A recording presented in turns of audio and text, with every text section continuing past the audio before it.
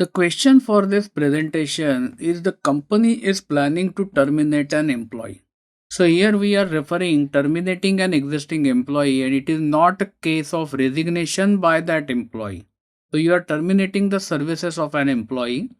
There can be any reason like the employee is not performing well, or maybe he is not disciplined enough, or there might be some other issues, or it might be because of low business you might want to terminate an employee.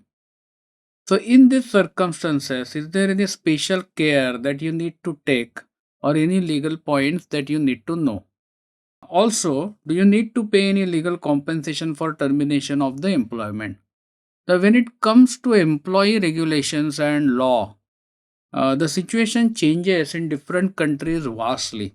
In some countries, there are strict rules about termination of an employee, whereas in some other countries, it is relatively open. So let's have a look. So in Singapore, termination of employment is primarily guided by the employment contract. There are no legal provisions specifying what specifically needs to be provided to the employee, or there is no specific requirement to pay a specific compensation. There is no legal liability on the company to provide any lump sum or X number of months' salary or anything like that. Retirement benefits are not mandatory because retirement benefits are actually taken care of by Singapore CPF, Central Provident Fund. So basically, the employment contract that you have signed with the employee will guide what exactly you need to do at the time of termination of employment. And usually, it specifies a notice period of anywhere from 1 month to 3 months. And in addition to that, you just need to make the payment till the last date of working of the employee.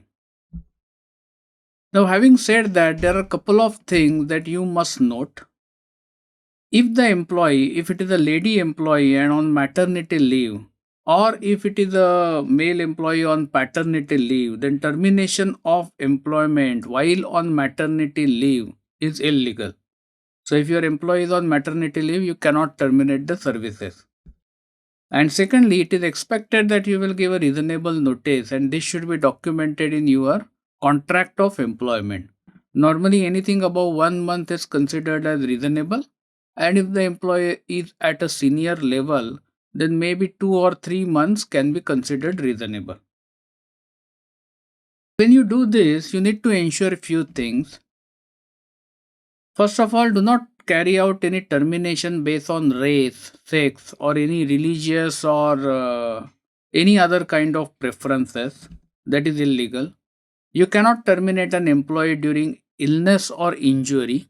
So, if the employee is in hospital because of illness, then it will be problematic for you if you decide to terminate the employee. In case you are terminating an employee based on indiscipline or lack of performance or any other reason which you feel justifies the removal of employee, then before you issue the letter of termination, make sure to keep the record of his indisciplined behavior or any kind of mistakes or the low performance, so that in case you have to discuss it with the employee, then in that case it will be easier for you. So in summary, for in Singapore, when you want to terminate an employee, it's not very complicated, except for few rules, like in case of maternity leave, employees, and reasonable notice period. Mostly, it will be guided by the letter of employment that you have signed with the employee. Thank you for watching this video. This video was brought to you by Epica Consulting Singapore.